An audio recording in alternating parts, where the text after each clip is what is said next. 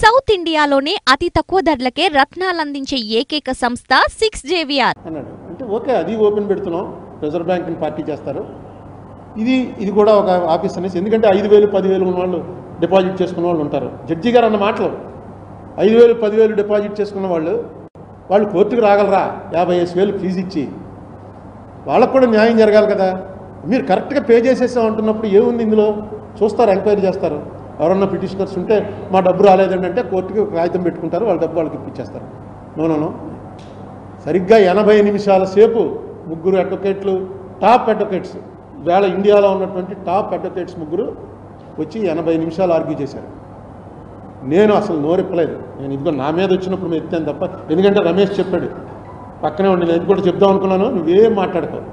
ఎందుకంటే క్లియర్గా ఆయనే ప్రశ్న వచ్చి జడ్జి గారే ప్రశ్న ఇస్తున్నాడు. మనం వేసిన దానికన్నా జడ్జి గారు వేసే ప్రశ్నకి వాల్యూ ఎక్కువ ఉంటుంది, నువ్వు మాట్లాడకన్నాడు.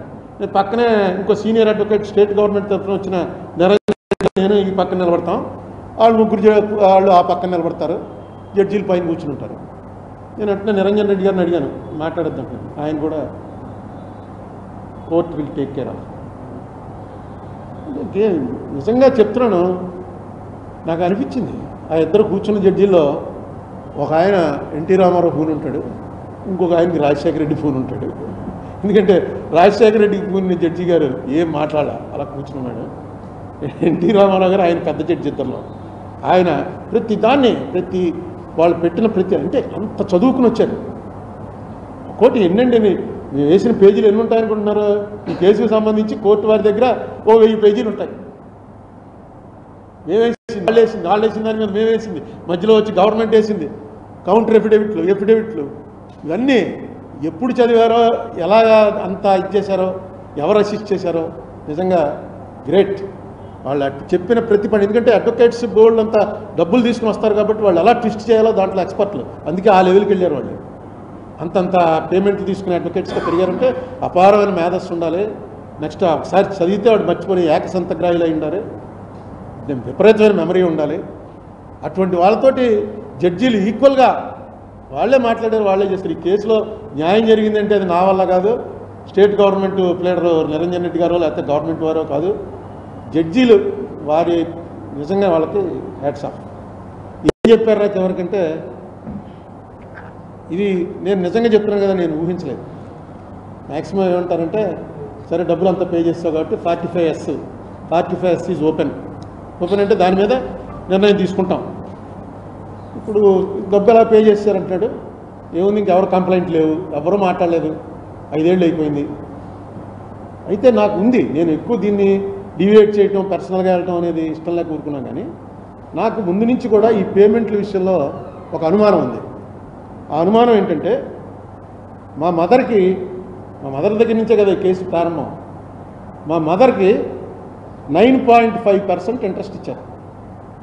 అంటే ఆవిడ దగ్గర 84,324 రూపాయలు ఆ పాడుకున్న చీటీలో డబ్బు డిపాజిట్గా మార్చి 84,324 తీసుకుని సంవత్సరం తర్వాత మీకు 92,335 రూపాయలు ఇస్తాం అని చెప్పి ఒక సర్టిఫికెట్ ఇచ్చారు. మీకు చూపించాను చాలాసార్లు, అది చూశారుగా చాలామంది, అందరూ డిపాజిట్ సర్టిఫికెట్. అంటే 9.5% ఇంట్రెస్ట్ మా మదర్కి ఇచ్చారనమాట. అదే ప్రకారంగా అదే ఇంట్రెస్ట్ రేట్లో లెక్క చూసుకుంటే వీళ్ళు పే చేసేసాం 2,541 కోట్ల రూపాయలు 31 మార్చి 2007 నాటికి మా అవుట్ స్టాండింగ్ లైబిలిటీ. ఇది కోర్టులో వారు వేసినటువంటి ఎఫిడవిట్. మా అవుట్ స్టాండింగ్ లైబిలిటీ మార్చి 31, 2007 నాటికి 2,541 కోట్ల రూపాయల 59 లక్షల రూపాయలు out standing liability. Repayment August 31, 2018 నాటికి, అంటే డిసెంబర్లో కేసు కొట్టేశారు కదా, 18 నాటికి కోర్టులో వేశారు. ఎంత రీపేమెంట్ చేశారు? 2,596 కోట్ల 98 లక్షలు చేశారు. ఇంకొక 5 కోట్లు ఆ రీపేమెంట్ ఎవరు తీసుకోలేదని ఆయన దగ్గర ఉండిపోయింది, ఎస్క్రో అకౌంట్లో ఉందని చెప్పారు. అంటే మొత్తం ఇంట్రెస్ట్ ఎంత పే చేశారంటే 55,39 లక్షల రూపాయలు ఇంట్రెస్ట్ నేను పే చేసినట్టుగా లెక్క అనమాట. వాళ్ళ లెక్క చెప్పలేదు, క్లియర్గా రాశారు. ఏమని? మొత్తం ఇంక్లూడింగ్ ఎక్యూర్డ్ ఇంట్రెస్ట్ మేము అందరికీ పే చేస్తాం అని ఎఫిడవిట్ వేశారు. ఎక్యూర్డ్ ఇంట్రెస్ట్ అంటే మనకు యాక్చువల్గా 2007 నాటికి అయిపోయింది అనుకోండి, అది మా మదర్ది 2007 నాటికి అయిపోయింది. అదే 2009 దాకా పే చేయలేకపోయారు అనుకోండి, మూసేశారు కాబట్టి ఆ 2 ఏళ్ళ ఇంట్రెస్ట్ కూడా కలిపి, ఎక్యూర్డ్ ఇంట్రెస్ట్ కూడా కలిపి పే చేసాం అని దీని అర్థం. కానీ నేనేమనుకుంటానంటే ఆ ఎక్యూర్డ్ ఇంట్రెస్ట్ కలిపి పే చేస్తే ఎంత అవుతుందని లెక్క చూశాను. వీళ్ళు 55 కోట్ల రూపాయలు కడితే అది దాదాపు 900 కోట్ల రూపాయలు అవుతుంది నా కాకి లెక్క, ఇంకా ఎక్కువ అవ్వచ్చు. ఒక 900 కోట్ల రూపాయల ఇంట్రెస్ట్ పే చేయవలసి ఉంటుంది. ఎందుకంటే 2007లో ఇద్దామన్న వాళ్ళకి 8కో 9కో 10కో ఇచ్చారనుకోండి, ఆ 3 ఏళ్ల ఇంట్రెస్ట్ కూడా పే చేయాలి 9.5% చొప్పున. అంటే వాళ్ళు ఎంత ప్రామిస్ చేశారో అంత.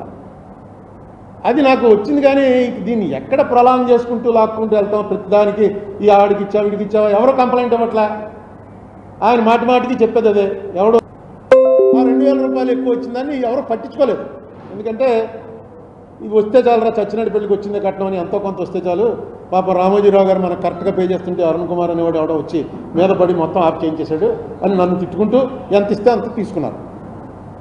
అయితే యాజ్ పర్ లా అయితే మాత్రం ఎక్యూర్డ్ ఇంట్రెస్ట్తో కలిపి మేము పే చేసామని వాళ్ళు కమిట్ అయ్యారు. కాబట్టి అలా ఎవరికైనా తేడాలు ఉంటే ఆ తేడాలన్నింటినీ కూడా పరిశీలించమని సుప్రీంకోర్టు వారు హైకోర్టును ఆదేశిస్తూ దీనికోసం ఒక ప్రత్యేకంగా ఒక రిటైర్డ్ జడ్జి స్థాయి జ్యుడిషియల్ ఆఫీసర్ని నియమించండి అని చెప్పారు.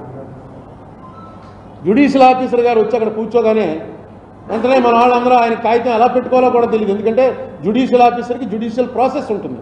ఆ ప్రాసెస్లోని కాగితాలు పెడితేనే వాళ్ళు అంగీకరిస్తారు. మీకు 1500 రావాలి. ఏం పెడతారు మీరు వెళ్ళి హైకోర్టులో, తెలంగాణ హైకోర్టుకి వెళ్ళి నాకు ఇంకా 1500 బ్యాలెన్స్ ఉందండి అని ఏం పెడతారు? అందుకని నేను అలాంటి వాళ్ళ కోసం, ఎందుకంటే కోర్టు వారు నన్ను ఏం చెప్పారు, అసలు నేను నిన్నటి నుంచి నా పాత్ర అయిపోయింది. గవర్నమెంట్లు వచ్చాయి, 2 గవర్నమెంట్లు. కింద కోర్టులో వేసినటువంటి కృష్ణంరాజు గారు వేసినటువంటి కేసుని హైకోర్టు కొట్టేసింది. హైకోర్టు కొట్టేసిన కేసుని సుప్రీంకోర్టు కొట్టేసింది. లేదు, ఈ కేసు కొట్టేయడం అనేది దాన్ని రిమాండ్ చేస్తున్నాం అంటారు. అంటే మళ్ళీ వెనక్కి పంపిస్తున్నాం అంటూ Arun Kumar will also assist the court. Arun Kumar వెళ్ళి కోర్టుని అసిస్ట్ చేస్తాడు ఈ విషయంలో అని నాకు వెసులుబాటు ఇచ్చాడు. అది నాకు ఇచ్చినటువంటి పెద్ద గౌరవంగా భావిస్తున్నాను. నాకు వెసులుబాటు ఇస్తూ అరుణ్ కుమారు రిజర్వ్ బ్యాంక్ ఎందుకు పార్టీ ఫేస్ తేలడానికి, ఆంధ్రప్రదేశ్ గవర్నమెంటు తెలంగాణ గవర్నమెంటు నలుగురిని పార్టీలు చేసి high court judge garu, chief justice garu 6 నెలల లోపల ఈ విషయాన్ని పూర్తిగా తేల్చాలి అని ఒక సుప్రీంకోర్టు ఉత్తర్వు. అంటే ఇంక దానికి ఇంకా అప్పీల్ లేదు, సుప్రీంకోర్టు ఉత్తర్వులు వచ్చాయి.